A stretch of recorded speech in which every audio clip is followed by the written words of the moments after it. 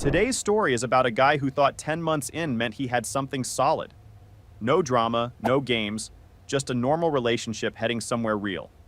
His girlfriend told him she was going out with friends on Saturday. He said cool, had his own plans, didn't give it a second thought. Then he saw one Instagram story, one photo. And when he brought it up the next day, calm, no accusations, just a direct question, she said something back that answered everything. Not about what she did, about why she did it. Sit down for this one. My girlfriend said she was out with college friends. I found the Instagram story. What she admitted when I pushed made the decision easy. Nate, 29. I want to start somewhere most of these stories don't, which is by saying that me and Claire were actually good.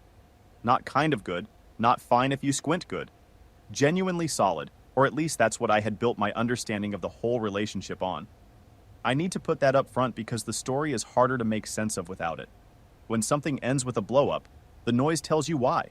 When things go quiet and just sort of dissolve, you have to sit down and actually think. Claire was 27 when all this happened. I was 29. We'd been together about 10 months total. Met through a mutual friend the previous summer. One of those cookout situations where you don't expect to meet anyone worth remembering. And then you end up talking in someone's backyard until it's dark and most of the party has moved inside. She was sharp, dry humor, the kind that takes you a full beat to catch, which I liked because it meant she wasn't performing it. She kept her own schedule, had her own friendships and a life that existed before me, didn't require constant attention or reassurance. There's a difference between someone who's actually independent and someone who's just distant. Claire was the first one, present when we were together, fully. She just didn't need to be together every waking hour, which honestly was a feature for me, not a bug. The first few months were easy. I don't mean nothing bad has happened yet, easy. I mean genuinely smooth, the kind of rhythm you don't have to work at. By month 5 or 6, I was meeting her people. She'd been introduced to my family over dinner, and we'd stopped doing the thing where you avoid defining anything because it's too early. It just was what it was, and what it was felt real. I remember a weekend in early fall where we drove a couple hours up north to visit a state park she'd been wanting to see since before we met. I don't love hiking, I'll be straight about that. But she wasn't asking for overnight camping, just trails and some fresh air, so I went. We walked for a few hours, grabbed sandwiches from this small place near the trailhead, sat at a picnic table while it was slightly too cold to be comfortable, and neither of us suggested leaving. Drove back that evening and talked the whole way about nothing in particular. Something about a TV show she was watching. Something about a work situation I was dealing with. Some dumb bit we ended up repeating between ourselves for weeks after. I remember sitting in the car on the way back thinking, quietly, something like, yeah, I could do this for a long time. Not a big moment. Not a revelation.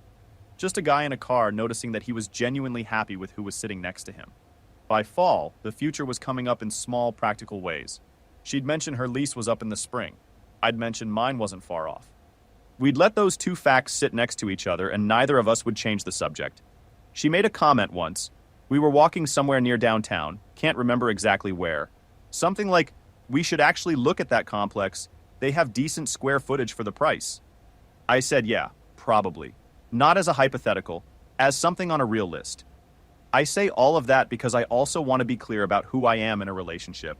I've been cheated on once before, early 20s, and I made a conscious decision after that to not carry it forward into everything that came after. Took me a couple years to actually do it, but I did it. I'm not the guy who checks his girlfriend's phone, needs hourly location updates, or treats every male friend like a standing threat. I've been that guy briefly, in the immediate fallout of a bad situation, and it made me worse. Made the relationship worse, made everything worse. The jealous, controlling thing didn't work for me, and I had no interest in going back to it. So when Claire mentioned Kyle early on, I genuinely filed it away and moved on. Not because I was performing being unbothered by it, because I actually was. Past is past. She was with me now. That was the whole thing. I'm telling you all of this because I need you to understand that I was not walking into that Saturday, looking for a crack in anything. I wasn't carrying unresolved baggage from the cheating situation years back, wasn't running Claire through some internal audit, wasn't sitting around cataloging moments that felt slightly off. I was, by every reasonable measure, just a guy in a relationship that was going well, heading to his brother's place, not thinking about any of this. I wasn't monitoring her, wasn't carrying any unresolved suspicion. I was just a guy in a relationship he believed in, heading to his brother's to watch a game, not thinking about Claire's evening at all. She mentioned early in the afternoon that she was going out with some college friends, a group she'd talked about before, people she'd known for years, some from her first year of school. I didn't ask any follow-up questions because there was nothing to ask. She said she'd probably be back late, kissed me on the way out, and that was the end of the conversation. I got to my brother's around 6. We watched the game, ordered wings, stayed later than planned, because it actually turned into a good one. I drove home around 10:30, let myself in, made something to eat, leftover rice, little turkey from the deli earlier that week, nothing worth describing, and sat on the couch while something played on TV that I wasn't really watching. One of those late-night situations where you're not tired enough to sleep, but not awake enough to do anything real. I picked up my phone and started going through it. That's when I saw the post. One of Claire's college friends had put something up on her Instagram story from that night. Group photo, restaurant with low lighting, bunch of people grinning at the camera. The caption said, "Happy birthday, Kyle," with a string of exclamation points and a cake emoji. I stopped scrolling. I need to explain why that hit me the way it did. I knew about Kyle. Claire had mentioned him twice, maybe 3 times, early on the way people do when they're filling in their history. Here's who I was with. Here's how it ended. Here's where things stand. They dated for about 3 years, broke up around a year before her and I got together. She described it as mutual, said they were on okay terms but not really active or close. I'd taken that at face value and didn't bring it up again, because there was nothing to bring up. I'm genuinely not someone who treats a girlfriend's ex like a standing threat. Been in relationships where that jealousy took over and it didn't serve anyone. But here's what was sitting with me as I looked at that photo. She told me she was out with friends. Not that it was a birthday, not whose birthday, and definitely not that it was the birthday of the guy she dated seriously for 3 years. She was right there in the shot, right next to him. Was I instantly convinced something shady was going on? Honestly, no, I wasn't. I'm not built that way. But the omission was loud in a way that was hard to think past. There's a specific thing that happens in your brain when someone leaves out information they obviously had. You don't spiral to the worst conclusion right away, you just notice the shape of the gap. And the shape of this one was clear. She knew who Kyle was to her. She knew I knew who Kyle was. And she chose out with college friends over going to my ex's birthday. Those are 2 different sentences. Choosing one over the other is a decision. I sat there for a while after that. Not angry, not in a full overthink spiral, just sitting with this quiet awareness that something wasn't quite right. I thought about texting her, just a casual, "Hey, how's the night?" and stopped myself because I wasn't sure what I was trying to confirm by doing that, and I didn't want to make a move until I'd actually thought. I went through a few different explanations in my head. Maybe she genuinely thought it wasn't a big deal, and it slipped her mind. Maybe she'd mentioned Kyle so briefly in our early conversations that she didn't realize I knew who he was. Maybe it just didn't occur to her that I'd want to know. But every time I worked through one of those, I kept coming back to the same thing. She knew. She knew who Kyle was, and she knew that I knew who Kyle was, and she made a choice about what to tell me. That's a different category from forgetting. I went to bed without texting her, stayed with it overnight, let myself actually process it before I said anything.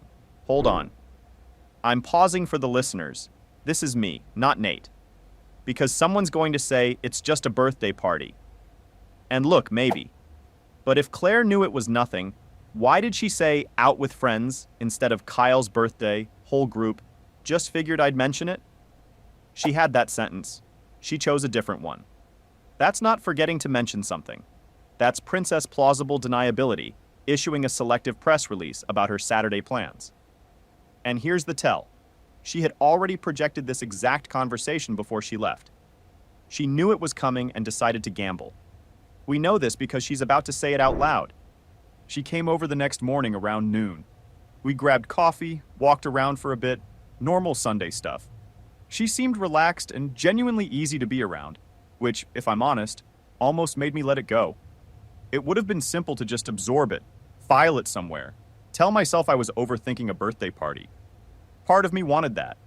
But I've been in situations before where I talked myself out of something that turned out to matter, and I wasn't going to do that again. I waited for a natural gap in the conversation and said, "Hey, were you at Kyle's birthday thing last night?" Flat tone. No setup, no, we need to talk. Just a direct question. She looked up and I could see her doing something behind her eyes for half a second. Then she said, yeah, and right on top of it. It wasn't a big deal. It was a whole group thing. I didn't think it mattered. I said I wish she'd mentioned it beforehand. That was the complete scope of my ask. Not, why were you there? Not, are you still into him? Not any of the stuff you'd actually say if you were being accusatory. Just, I would have wanted to know, and you could have said something. That's it. She got defensive fast. Said I was making something out of nothing, that it wasn't like she was hiding it. Then she said I clearly didn't trust her, which is a specific pivot I want to name, because it's a recognizable move. When you're caught omitting something, a common response is to reframe the whole situation as the other person's trust issue. Suddenly, the problem isn't what she chose not to tell me. The problem is that I'm asking about it at all. That's a sleight of hand, and I wasn't going to follow it down that road. I let her finish and said, I do trust you. This isn't about trust. You made a choice not to mention this to me, and I want to understand why. She went quiet for a second. Then, and this is the part that I kept replaying, she said, this is exactly what I was worried about. I let that sit. Then, keeping it completely even, I said, if you were already worried about my reaction, that means you knew this was something I'd want to know. She didn't answer that. She just looked slightly past me. The conversation didn't escalate. No yelling, no ultimatums, no dramatic anything. It just ran out of road without actually going anywhere, and she left a couple hours after that. The rest of Sunday felt heavy in a way that was different from the aftermath of a regular fight. More like we'd had a conversation that revealed something, and we were both going through the rest of the day knowing it had been revealed, and neither of us was quite ready to look directly at what it meant. Wait! This is exactly what I was worried about. Everyone stop. An innocent person caught in a genuine oversight says, my bad, I should have mentioned it. She said I already ran this scenario in my head before I left the house and decided to skip it anyway. She thought about telling him. She weighed his reaction. She decided her Saturday night comfort was worth more than his right to basic information. That's not a slip. That's a deliberate call delivered with zero guilt, and now annoyed it's being reviewed. This isn't a communication gap. It's an operating procedure. She's the editor. He's the audience. Nate's starting to understand what that means. The next few days looked normal from the outside and felt wrong from the inside. We texted like usual. Grabbed dinner midweek at the Thai place we'd been going to for months. I got the same thing I always got. She tried something new. We talked about it for 5 minutes, and it was fine. All of it was fine, and neither of us mentioned the conversation from Sunday. Watched something at her apartment on Thursday. She fell asleep on the couch halfway through, and I sat there in her living room with the credits rolling thinking about what I was actually dealing with. Turned the TV off, grabbed my jacket, and let myself out without waking her up. Texted her that I'd taken off. She texted back a sleepy, okay, see you soon. Normal stuff. All of it perfectly normal. Surface level intact. But there was a background frequency that hadn't been there before. This low, persistent hum of something off. And both of us obviously felt it, and neither of us was addressing it directly. She didn't bring up the conversation. I didn't push because I was still trying to get whatever was bothering me into one precise sentence before I opened the topic again. There was one moment that Wednesday, and this goes nowhere, but it stuck with me as one of those details that just sort of captures the week. My brother texted me in the afternoon, completely unprompted, a photo of some ridiculous bumper sticker he'd seen in a parking lot. Didn't say anything, just the photo. I laughed for the first time in 4 days. Then I put my phone down and went back to the thing I'd been trying to put into words. By Wednesday, I had it. It wasn't Kyle. I had no concerns about him as a person, no evidence of anything, no basis to build a case on. What was sitting heavy in my chest was something more specific. The feeling that she had made an editorial decision about what I was allowed to know. That she had looked at the situation, looked at me, and decided that managing my reaction was a cleaner path than being straight with me. That I was a variable to be managed, not a person to be trusted with information. That's a precise thing. And once you have a name for it, you start looking backward through your memory with fresh eyes. Times she'd been a little vague about her plans, until the window for it to matter had closed. Topics that moved on faster than they needed to. Moments where the explanation I got felt like it had already been trimmed before it reached me. Nothing I could have pointed to before and called a lie. But now it all had the same shape. The same calculation being made over and over about what I could handle. I thought about whether I was being unfair. Genuinely ran that question. Because I know myself well enough to know that I can sometimes talk myself into seeing patterns that aren't fully there, especially when I'm already unsettled about something. So I tried to poke holes in my own red, tried to construct the most generous version of her POV. And the most generous version I could land on was, she genuinely thought I'd overreact. She didn't want to deal with the drama. She made a judgment call that was wrong in retrospect. That's the kindest frame I could put on it. But even that version still requires believing that she thought hiding it was better than just having the conversation. And I wasn't okay with that either. I want to be straight about who I am here. I'm not a controlling person. Never have been. I don't need to pre-approve Claire's friends, her schedule, her history. But there's a meaningful difference between trusting someone and being managed by someone. Those two things feel different. One of them is a relationship. The other one is a version of a relationship with an editorial process you don't know about. That Friday, we got dinner at the Thai place. One of those meals where both people are performing normalcy with slightly too much effort, laughed at things, talked about things that didn't matter, kept the engine running. Then she asked how work was going, and I told her. I'd had a decent week, landed a small win on a project I'd been grinding on for a while. She said, "That's great," and went back to her food. In a normal week, she would have asked to follow up. Not because she was obligated to, just because that's what she did. She was genuinely curious about my work, always had been. That one missing follow-up question said more than I could have explained to someone from the outside. She was present, but not quite there. I was present, but not quite there. We split the check without discussing it, and she drove herself home. The weekend after was quiet in a specific way I didn't have a word for. We saw each other both days, but something was slightly misaligned the entire time, like two instruments playing the same song in slightly different keys. Conversations that used to have a natural back and forth now kind of dropped in the middle.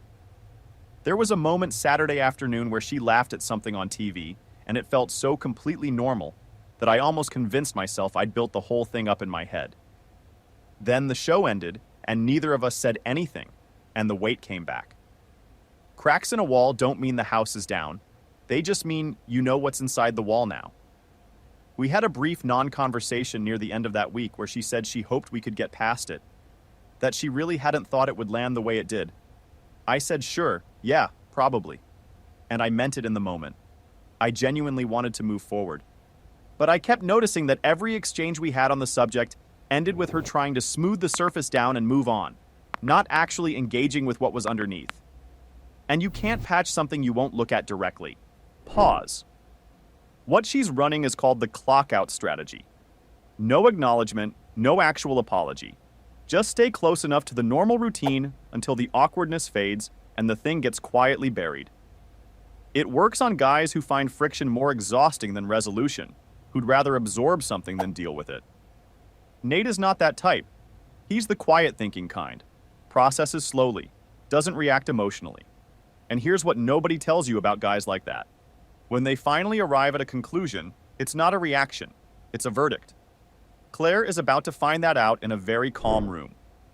We had the real conversation the following Saturday. I'd spent the better part of 2 weeks sitting with everything, longer than I probably needed to, honestly, but I wanted to be sure I wasn't just reacting. Wanted to know that when I sat down with her, I was saying something I'd actually thought through and not just something I felt in the moment. I asked her to come over. We sat down in the living room, no TV on, no phones out.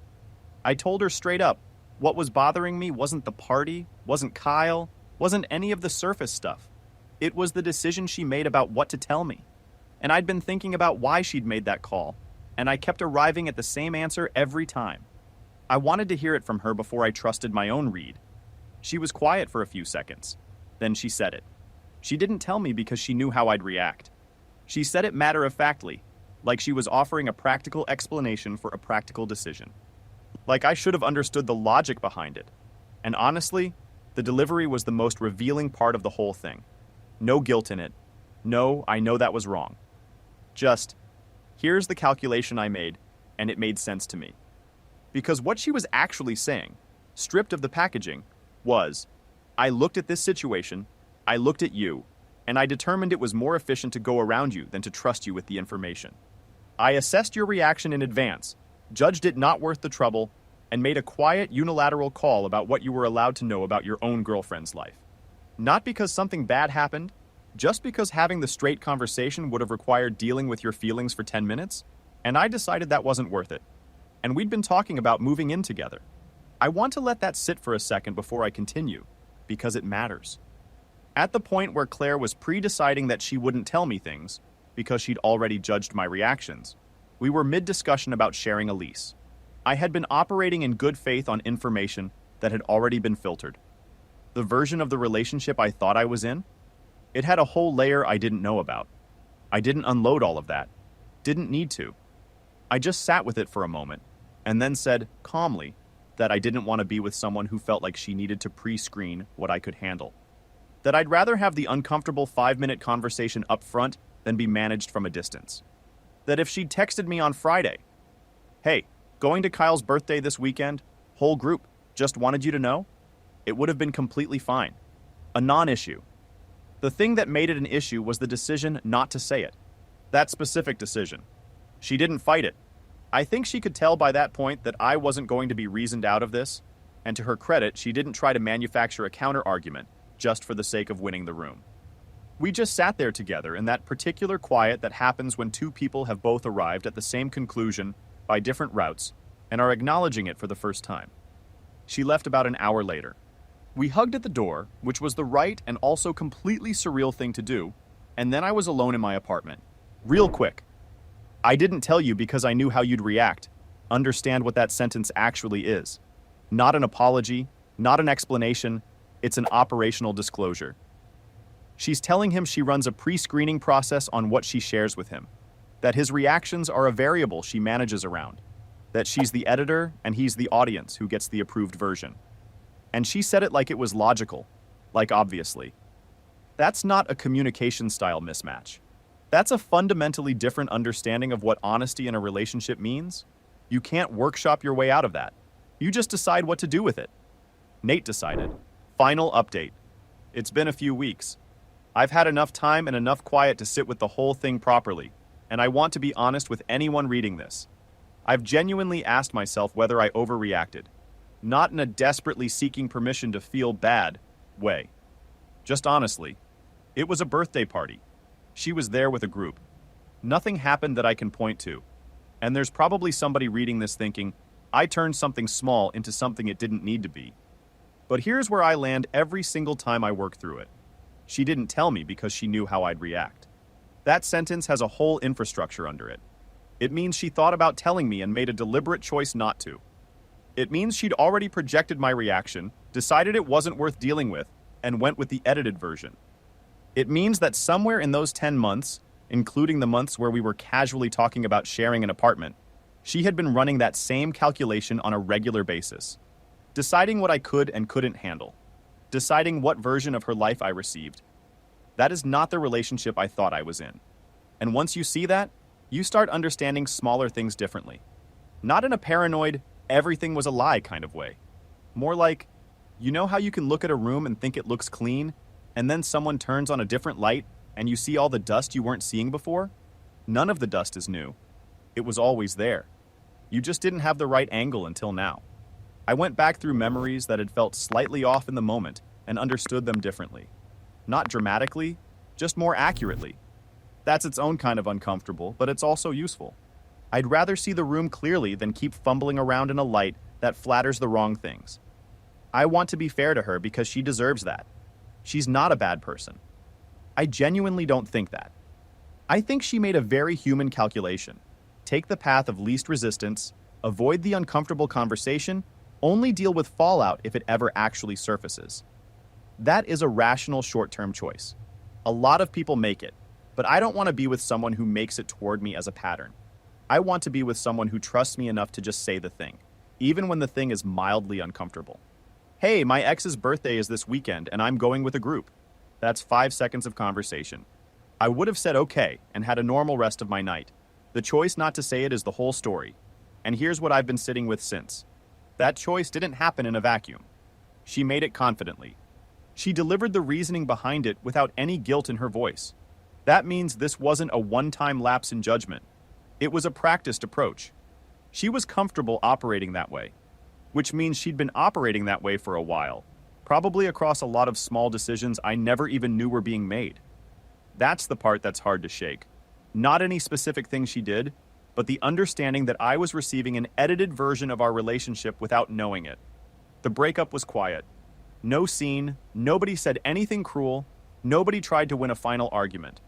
It had more of an acknowledgement feel than a fight feel, like two people who both understood what had come to light and were done pretending the foundation was fine. We sat there for a while after the main conversation was over, not really saying much. The room doing that specific thing rooms do when the decision has already been made, but nobody stood up yet.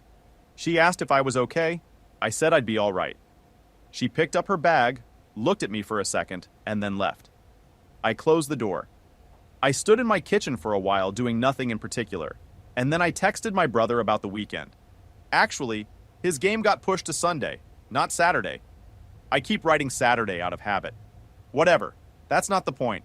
The point is, I'm moving forward. The short-term part stings. I'm not going to pretend otherwise.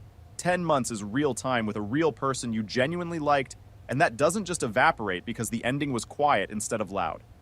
I've had louder endings that hurt less because at least they were clean. This one requires a little more processing because it was good until it wasn't, and the moment it stopped being good was the moment I found out something true instead of something dramatic. Which is its own weird thing to carry, but I'm carrying it fine. And it was something, at least from my end. But ending something when you understand why you're doing it is different from ending something when you're just in pain and reacting. There's no second-guessing clarity. You just absorb the short term and keep going. The thing I'll say that I haven't said yet is this: the moving in conversation. We'd been having early versions of it for months, which means there was a stretch of time where I was putting actual weight behind this relationship, letting myself build towards something I believed in. And she was simultaneously running an editorial process on the information I received about her own life. I sat in my kitchen the night she left and thought about that for a long time. I don't know what to do with that piece. Probably nothing. There's no action to take and no conclusion that makes it easier. Some threads just don't tie up clean. Real life's got more loose ends than people like to admit, and this is one of them. I'm all right. Routine is back. Sleeping fine. Not spending my nights rereading old messages looking for patterns I missed. I asked myself whether I overreacted. I looked at the actual evidence. The answer was no. I trusted my gut when it told me something was off. I gave it enough time to be sure I wasn't just being reactive. I let the conversation run until I got a real answer, and then I acted on that answer. That's the whole thing. Not dramatic, not loud, not some big production. Just a guy who noticed something, asked about it, got an honest answer for once, and made a decision with it. I don't know what else you do. If someone tells you how they operate, you either accept that operating system or you don't. I didn't, and I'd make the same call again. Look, Nate didn't make a big move here. No scorched earth, no revenge play, no calling Kyle, none of that. He asked a calm question, got a half answer, sat with it, pushed once more, and when the real answer came out, he didn't argue, didn't beg, just made a quiet decision and walked away with his dignity intact. Sometimes that's the whole move. Not because it's soft, but because it's clear. She told him she hid it because she knew how he'd react. He reacted by not negotiating with that. That's self-respect without a receipt. Drop your thoughts below. Would you have stayed or called it? And hit subscribe if you haven't already. New one every day.